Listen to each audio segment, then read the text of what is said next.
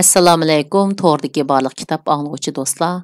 Biz Umid Shimshak yozgan Uchar Universiteti degan kitobni o'qishni davomlashtiryapmiz. Biz oldin qismning oxirida polshaliklarning o'zlarining beshidan o'tgan kechirmishlari va tarixlarini aks ettiradigan adabiyot san'at asarlarini maydon keltirayotgan yerlarini o'qib o'tgan edik, endi davomini o'qiymiz. 1831 yili 21 yoshida bir amallarni qilib Parijga kelgan Frederik Fransizik Chopin 1818 yilidan 1848 yilgacha yashagan. Polshaning iztiroblarini aks ettiradigan naqshlari bilan milliy kulturning bir simvoliga aylangan edi. Balzak uning haqida Polshadanmu ortiq polshalik deydi. Keyingi yillarda hatto 20-asrdami Chopin muzikasi demak Polsha kimligi va kulturiga bir chaqiriq, bir bayroq demak edi. Zemini ishg'ol ostidagi bir millatga nisbatan xalqaroliq muvozanatga ega bo'lish nihoyat cho'nqur ma'nolarni o'z ichiga oladi. Obzorchilar Chopindan bo'lib germanlarga qarshi bir o'tkir qilishga o'xshash foydalanadi. Uning klassik soflikqa yaqin turdagi abstrakt muzikasini Schumannga o'xshash muzikantlarning bir qadar konkret temalarni mazmun qilgan asarlari bilan selishtirib maqtanadi. Hatto shu vajidan 2-dunyo urushi mezgilida natsistlar uning naqshi muzikalarini umumyuzlik man'iy qilgan edi. Ko'chishlar Chopinga o'xshashla polshalik dangliq shoir Adam Mickiewicz 1798 yildan 1855 yilgacha yashagan. Uning uchunmi ilhom manbasi bo'ldi. Mickiewicz vatanparvarlikka munosabatlik temalarga va milliy o'tmishga diqqatini markazlashtirgan. Baxtiyor kelajakka bo'lgan kuchlik ishonchini o'ttirg'a qo'yib, Polsha adabiyotining qaytadan bixlanishiga sarkilik qilgan bir kishi edi. Mickiewicz Polshaning parchalanishi bilan Hazrati Isoning tirilishidan ilgari 3 mozorda qolganligi to'g'risida xristian e'tiqodi orasida parallellik borligini, milliy davlatlarning asosiy bo'lgan Polshaning bir kuni tirildiganligining muqarrar reallik ekanligini ilgari suratdi. Mickiewicz kuchli qalami va polshaliklarga ishonch va umid bag'ishlagan uslubi orqali qisqa vaqt ichida bir qahramonga aylandi. Uning Pan Tadeus nomli dastoni uning shuhratini dunyoga yoydi. Mickiewiczning asarlarimi uzun yillar bo'yicha Polshada yaqindan kuzatildi. Masalan, shoir va roman yozuvchisi Viktor Gomulski 1911-yili Mickiewiczning bir parcha asariga muqaddima yozganligi uchun turmaga tashlangan edi. Qandaq bo'lishidan qat'iy nazar, Mickiewiczning asarlari bir amallarni qilib Polshaga kiratdi va ona vatandagi odatlikcha qilib silingan uylarda bolalar yoshirin holda uning she'rlarini anglab cho'ng bo'ladi. Bu she'rlar hayotni nihoyat cho'ng to'sqinliklarga qahramonlarcha qarshi turish kurshi deb qaraydigan avlodlarning yetilib chiqilishida eng muhim rol o'ynagan edi. Lekin vaqtning o'tishiga ergishib, xususan yanvar qo'zg'olonidan keyin bu zich tuyg'u iqimi bir Polsha yoki Varshava pozitivizmini vujudga chiqardi. Polsha ichida gullanib yashnagan metodlari organik xizmat deb atalgan bu iqimning boshlamchilari surgundagi qahramonlik she'rlarining xiyolparastligiga qarshi chiqadi. Hozirgacha o'lishni o'rgandik, lekin oqilonalik bilan yashashni faqatla o'rganolmadik, deyishadi. Bu iqimning yozuvchilarining biri "Ey shoirlar" deb savol qo'yadi. Sizlar insoniyatga nima bersizlar? Ishonchmi, kuchmi, g'oyami yoki yangi bir yo'l olamsizlar? Yo'q. Sizlarning bundaq ishlarni qilishga vaqtinglar yo'q. Sizlar faqat iztirob tortisizlar. Bu yangi iqim pozitivizmni asos qiladi. Biroq uni asli pozitivizmdan ayirib turadigan gavdalik farqlar bor edi.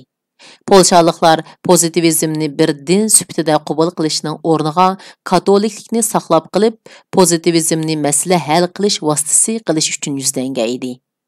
Ularning qarashicha, to'pliqni birdilla shundoq kuch ishiltish orqali emas, tadrijiy ilgarilab sog'lom qurilmaga ega qilish mumkinchiligi bor edi. Shu kungacha qilingan qurolliq kurashlar va qo'zg'olon ko'tarish urinishlari polshaliklarga biror utuq ilib kelmadi. Әксіче, нəhayət ağır yo'qotishlarni elib kelish bilan birga, ilgari qo'lga keltirgan bir qism haq-huquqlarning qo'ldan ketishiga sabab bo'lgan edi. Şoňa tezla mustaqillikni qo'lga ilish havaslarini bir yonga qayirib qo'yib, bevosita holda odam yetishtirishga yuzinish kerak edi. Maarif, ilim-fan, xizmat, iqtisodiy kuch, sanoat, savdo va zamonaviylashish orqali xalq asta, ammo sog'lom kuchga ega qilinishi kerak. Xalqni yıldızdan boshlab kuchaytirishni nishon qilganligi uchun bu falsafa organik xizmat deb atalgan edi. Nima degan joyda qo'yilgan ism bu? Organik degan tabiiy, pokiz, tigidan sof etilgan degan ma'noni bildirdi. Ba'zilar bu harakatni chatning egilik huquqini qabul qilish deb tushundi va uningga qat'iy qarshi chiqdi. Bu idealistik guruhga hech bir shaklda yo'l qo'yish tarafdor emas edi. Bularning qarashicha birdan-bir nishon milliy mustaqillik bo'lishi kerak edi va buning yo'li qo'zg'olon ko'tarish musobaqasini besib o'tadi. Polsha pozitivistlari yoki Polsha oqartish mansublari bo'lsa organik xizmatni birdan-bir yo'l deb qaraydi. Va bu harakatning boshlamchilaridan bo'lgan Stanislav biz muhtoj bo'lgan qurollar, ilm, savdo va mahoratdan iboratdir. Bular bo'lmasa yo'qolib ketamiz deydi. Yanvar qo'zg'olonining burunqidanmi og'ir bir mag'lubiyat bilan oxirlashishi organik xizmat fikriga kuch bag'ishladi. Qurolliq harakatlardan umidini uzgan va eng qimmatli avlodlarni bu harakatlarda qurbon qilgan xalq orasida ziyonlardan boshlanib omma orasiga yeyilgan shaklda maarif, ilm-fanga yuzlanish moyilligi kuchayishga boshladi. Romantizmga bo'lgan norozilikning mahsuli o'tirg'i chiqqan organik xizmat yana bir nomi bilan Polsha pozitivizmi polshaliklarga nisbatan bayroqqa aylangan va qisman xalqaroliq nomga erishgan nihoyatda ko'p adabiyotchi, san'atchi va ilm ahlining yetilishiga sharoit hozirladi. Dastlabida she'r va shoirlarga kuchli noroziliklarni bildirgan bu iqim vaqtning o'tishi bilan o'z shoirlarini yetishtirdi. Natijada azoblar va izlanishlar bir millatga nihoyat ko'p san'at asari orqali ham adabiyotda, ham ilm-fan turida Nobel mukofotlarini olish fursatiga ega qildi. Bu jarayonda pozitivist iqimimi o'z ichida o'zgarish hosil qilib, burunqi qattiq pozitsiyasini yumshatdi. Romantikchilarchilik bo'lmasa-mu, yanala o'tmishiga va milliy iftixorlariga yuzlanib, ularni tayanch qildi. Polsha adabiyotining eng gavdalik simolarining biri bo'lgan Henrik Sienkiewicz 1846-yildan 1916-yillargacha yashagan. Organik xizmat muhitida yetishib chiqdi. Tarix va urf-odat romanlari yozuvchisi Sienkiewicz 3 tom 3500 betlik trilogiyasini 1882 yil yozishga boshlaganda adabiyot sohasida o'tmishdan zamonimiz uchun ibrat chiqarish tushunchasi ravoj topgan edi. Sienkiewicz tarixni shundoq jonliq personajlar bilan organik shaklda hayotning bir parchasi sifatida o'tirg'a qo'ydiki, 6 yil davomlashgan bu xizmat oxirlashib yo'riq ko'rganida o'qirmanlar asardagi qahramonlar bilan o'zlari orasida bevosita xususiy munosabat o'rnatishga boshladi. Әмді топлық bu qahramonlar bilan yetib qopatdi. Qahramonlarning biri xavfga uchirganda uning qutulishi uchun duolar qilinadi. O'lgan qahramonlar uchun motamlar tutiladi, marosimlar o'tkaziladi. Bu asar e'lon qilinib, 100 yil bo'yicha Polshaning eng ko'p sotilgan kitoblarining oldingi qatoridan o'rin oldi. Sienkiewicz haqiqiy ma'noda shuhrat beg'ishligi bo'lsa, uning turkcha qatorliq 40 tilga tarjima qilingan asri Quvadis bo'ldi. Asar ismini Hazrati Isodan so'ralgan Quvadis qayerga degan savoldan ilingan edi. Hazrati Isoning buningga bergan javobi Rimga, qaydidan Kristga eslashga degandan iborat edi. Birinchi asr Rimda bo'lib o'tgan voqealarni yozish uchun Sienkiewicz Italiyaga bir qancha qitim bordi va u yerda qadimgi Rimning turmush odatlarini tadqiq qilish maqsadida muzeylarni aylandi. Asar 1896-yil nashr qilindi. 1900-yilga borganda faqat Amerika Qo'shma Shtatlarida 1 milliondan ortiq sotildi. Henrik Sienkiewicz uzun o'tmay, ya'ni 1905-yilga borganda Nobel adabiyot mukofotiga erishdi. Eliza Orzishkova 1841-yildan 1919-yilgacha umu Polshalik vatanparvarlarga cho'nqur ta'sir ko'rsatgan pozitivist yozuvchilarning biri edi. Yanvar qo'zg'olonlariga bevosita ishtirok qilgandan keyin yo'ldoshi Sibiriyaga surgun qilingan va butkul mol-mulki musodara qilingan Eliza Orzishkova keyingi yillarni yeziqchilik hayotiga atag'aydi. Kishilar uning romanlarini o'qiganda yolg'iz qahramonlari bilan birlashib ketish bilan qolmasdan, u qahramonlarning qimmat qarashlarini qabul qiladi va ularning g'oyalariga asosan hayotining yo'linishini belgilaydi. Onun Neman daryosi bo'ylarida nomli romani yanvar qo'zg'olonidan keyin osiylar bilan dehqonlar orasida o'rtaq zamin paydo qilish va ayollarning xalq orasida texmo faol rol o'ynashini qo'lga keltirishni nishon qilgan bir roman edi. Romanning qahramoni Justin esil bir oilaga mansub bir ayol bo'lib, o'z sinfidagilardan boshqa bir yerda texmo qanoatlanarlik turmushga erishishning ko'yida edi. Maria Kiori qizlik yillarida ochisiga yozgan bir parcha maktubida Orzishkovaning bu asrdan olgan ta'sirotini mundaq bayon qildi. Orzishkovaning Neman daryosi bo'ylarida nomli romani menda davolg'ish paydo qildi. Bu kitob aqlimdan chiqmaydi. Nima qilishni bilolmayapman. Butkul tushlarimiz bu kitobda, ma'ngizlarimizni qip-qizil qizatgan dialoglarimiz u yerda. Go'yoki 3 yoshlik bir qizdek yig'ladim. Tushlarimiz nimishqa sulashdi? Nimishqa? Xalq bilan birlikda xalq uchun xizmat qilish irodam kuchlik edi. Biroq, aran bir tiziq yeza bolalarining savodini chiqara oldim. Kim ishkanliklari, jamiyatdagi vazifalarning nimalardan iboratligi masalasiga texi yiqilisha olmadik. Ilohim, nemancha qiyin ish bu. O'zimni shunchalik odatdiki, shundoq bechora his qilmanki, orqadan bu kitob menga birdilla faqatla kutilmagan bir xil andikish misoli keladi-da, meni bir bo'g'volg'uchi hayotdan sug'urib oladi. Polshalik vatanparvarlarning tuyg'u va tushunchalarini shakllantirgan asarlar faqat adabiyot bilan cheklanmaydi.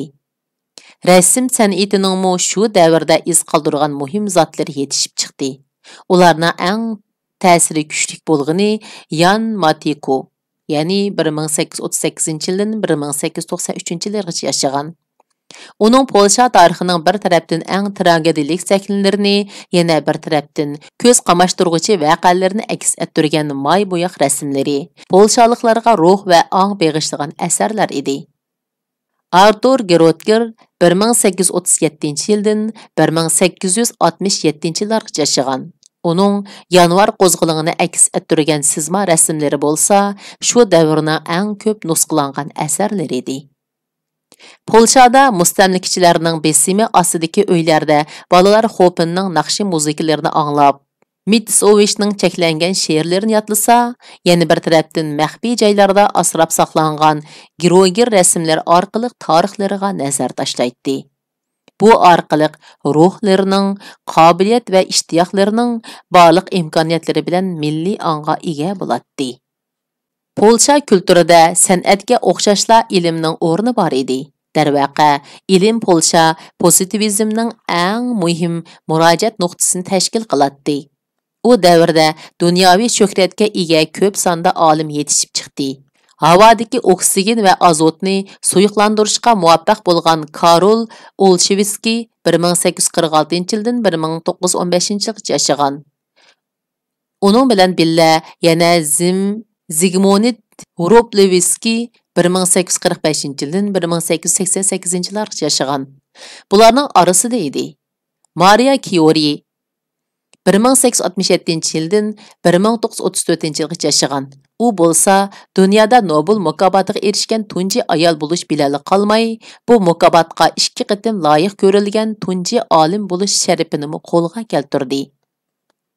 Natijada romantizmga kuchlik norozilik bildirishning mahsuli sifatida boshlangan Polsha pozitivizmi qisqa vaqt ichida burunqi radikallikni yo'qotib qo'ydi va romantizmdimi bir narsani qabul qilish orqali polshaliklarning ham zihinlarini, ham ruhlarini tang shakllantirgan bir maktabga aylandi.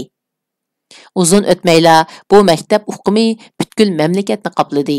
Hatto chet ellardagi polshaliklar bor hamla yerini o'z ichiga olgan umumyuzlik safarbarlikka aylandi. Bu safarbarlikka ovoz qo'shgan har bir polshalik o'zining nihoyat zo'r bir mavjudlikning bir parchasi ekanligidan iborat ong'a va ishonchga ega bo'ldi. Shundaqla o'zining xususiy hayotining u tarafida yashash g'oyasiga erishdi. Tema qo'sh programmalik maktablar. Organik xizmat madaniy faoliyatlar eg'ir bisimga uchirmagan joylarda asosan rivojlanadi. Darvaqa, Avstriya ishg'oli ostidagi Polsha bilan Parijda mushundaq bo'ldi. Lekin ruslashtirish va germanlashtirish harakatlari hech kimga erkin nafas olish fursati bermagan joylarda organik xizmat turidagi faoliyatlarni tashkillab olib berish oson bo'lmaslik bilan birga butkul qiyinchiliklarning sirtida ishg'olchilarga bo'ysunish, zarur tepilganda ular bilan birlikda harakat qilishdek majburiyatlarni birlikda olib keladi. Bu bo'lsa, bu organik xizmatga qarshi chiqqan qurolliq qarshilik kuzatishdan boshqa kurash shaklini qabul qilmaydigan guruhlarning og'ir ayblashlarini chillaydigan bir yo'l edi. Bo'libmi, Varshavaga o'xshash joylarda organik xizmat turiga kiradigan bir faoliyatni o'rinlashtirish bir qo'zg'olonni planlab tashkillashda qiyin holga kelib qolgan edi. Yanvar qo'zg'olondan keyin Varshava aholisining uqtirishi mavzuliq bir bayonotda barliq Polsha fuqarolari davlat apparatlarida vazifa o'tash orqali o'zlarini bulg'ashdan yiroq turishga chaqirildi. Lekin Polsha ziyolilarining bu jihatda unchavala ko'p tanlash yo'li yo'q edi. O'qituvchilar vazifalaridan ayrilgan bo'lsa, o'rinlari darhol ruslar tarafidan to'ldiriladi. Unda qilishning o'rniga o'qituvchi o'quvchilar qo'l-muqol tutishib, mavjud sharoitni imkoniyatning yetishicha o'zlari foydalanadigan holatga keltirishga tirishdi. Kollektiv farosat bu jihatda odamning aqliga kelmaydigan choralarni topdi. Ko'pning aqli bu choralarni yillar bo'yicha odatdan tashqari mohirlik bilan tadbiqladi. Maktab ruslarning amonsiz tekshirishlari ostida edi. Polsha tilida so'zlashishni tanaffus paytlarida cheklagan edi. Biroq hech kimning u cheklimiga quloq solish niyati yo'q edi. Darajadan tashqari qamal qilishlar uzoq o'tmay ba'zi maktablarda qo'sh programma, qo'sh darslik materiali shaklidagi bir tuzumni kun tartibga ilib keldi. Bu darslik materiallarning biri rasmiy o'rinlarga avatiladi, yana biri bo'lsa maktabda o'tiladi. Bu siyosatni davomlashtirish o'qituvchi o'quvchilarni davomli tepishmoq majburlab qo'yadi. Chunki e'lon qilingan darslik materiallaridagi dars ismlari shifrga o'xshaydi. Oila iqtisodiy amaliyotda Polsha tarixi bo'lib qoladi. Nemischa darsda botanika o'rgatiladigan chog'larmi bo'ladi. Buni o'qituvchilarla emas, barliq o'quvchilar biladi. Hamma har vaqt har qanday ish uchun tayyor turadi. Koridorlarda tuyuqsizlar paydo bo'lib qolgan harakatlanishlar darsining o'tirsida chilingan dam olish qo'ng'irog'iga o'xshash oldin birlikka kelingan ishorat bilan birga darsning tilimi, temisimu birdilla o'zgaraydi. Va o'qituvchilar bilan o'quvchilar rus mufattishni kutilishga tayyor holatga keladi. Bu haqiqatdan qiyin bir hayot edi, deydi bir to'liq o'tirda o'qituvchilik qilgan Yadvika Sikoriska. Ham qiyin, ham ikki yuzlimichi bir hayot. Bir tarafda bizga nisbatan qimmatli va muqaddas bo'lgan hamma narsani muhofazat qilish, qo'g'dash va uni taraqqiy qildirishga, yana bir tarafdan rus amaldorlarni rozi qilishga majbur edik. Xizmatlarimizni faqat mushunda qilganlar davomlashtira oldik. Demak, ruslar ishg'ol qilgan sinfda ularning ko'z oldida rus darsliklarini ular shunday chiqib ketgandan keyin Polsha darslarini o'tishni davomlashtirgan. İzchil holda suiqasd planlari ichidan o'rin olish, davomli xavf va jiddiychilik ostida bo'lish, ba'zida bolalarning psixikasini buzsa-mu, umuman bu ahvol Polatni sug'urgandek, yangi avlodlarning texmo ongliq o'sib yetilishini, milliy g'oya atrofiga to'planib, hamma birlikda uzun muddatlik bir kurashni ilib boralaydigan qurilmaga ega bo'lishni kapolatga ega qiladi. Bir o'qituvchining ta'biri bo'yicha aytganda, asorat paytlaridagi bir o'qituvchining birinchi vazifasi bolalarni millat uchun kurash qilishga tayyorlashdan iborat edi. Polshalik o'qituvchilar bo'lsa, bu vazifani to'liq o'rinlagan kishilar edi. Ularning qo'lida yetishgan notadek balalar rus mufattishlar tarafidan qanchalik so'roq qilinsa qilinsin, har qitimda bir yuchuq qoldirmasdan bu ishning hodisidan chiqalaydi. Lekin ruslarmı polshaliklarni o'z mayliga qo'yitadiganday qilmaydi. Polshaliklarning o'z madaniyatini gulatish irodasi qanchalik qat'iy bo'lsa, ruslarmı polshaliklarning kulturiga doir hech qanday iz qoldirmaslik uchun shunchalik qat'iy bel bog'laydi. O'qituvchilarning o'rinlari almashtiriladi. Ketganlarning o'rnini ma'lumotli va tajribaliklar emas, istixborot dokladlarining tasdiqlashini o'tgan kishilar egallaydi. Darslar rus tarixi va rus tiliga markazlashgan edi. Polsha tarixi bo'lsa butunlay chetga qiqilgan edi. Klassik mustamlikachi siyosatlarga mos holda Polshaning milodiy rus ishg'oliyati bilan boshlanadi. Uningdan burunqi Polsha to'g'risida faqat ruslarning uning ustidan g'alaba qilganligini bayon qilishga to'g'ri kelgandila eg'iz ichiladi. O'zgartirilgan tarix. Uningdan boshqa chog'larda yer sharda Polsha ismli bir davlat va millat faqatla mavjud bo'lib baxmagan edi. Xitoyning oqtashli kitobiga o'xshashli gaplarda bu. Ruscha bo'lsa melodiyasi, boyligi, osonligi bilan barliq tillardan ustun turadi va dunyoning barliq ellarida she'r va adabiyotning tiliga aylangan edi. Lekin bu tashviqotlarning hech biri ruslarning kutgandek unum yaratmadi. Bu turdagi barliq tirishchiliklar Polsha yoshlarining zehn va ruhlarini ruscha formatlashning o'rniga ularning milliy tuyg'ularining texmi o'tkirilishi va kuchayishiga yo'l ochdi. Ruslarga qarshi birikkan o'chmanlik va nafratlarini texmi cho'nqarlashtirdi. Rus tarixini tema qilgan darslik kitoblari o'qituvchi o'quvchilarning masxara va haqoratlarining nishon taxtasi bo'lishdan xalqib ketolmadi. Til masalasida bo'lsa, polshaliklar dunyoning eng sezgir millatlarining biri edi. O'z shivisida so'z qilmaganlarni polshalik hisoblamaydi. Qisqasi, ularning tillarini kamsitishni va turmushlarini siqib chiqarishni nishon qilgan bir safarbarlik harakati polshaliklarning g'azabini qo'zg'ashdan boshqa hech ishga arzimaydi. Shunday qilib bu qitimliq o'qishimiz musharkish bo'ldi. Kelar qitim ko'rishaylik, xayr xo'sh, Allohga omonat.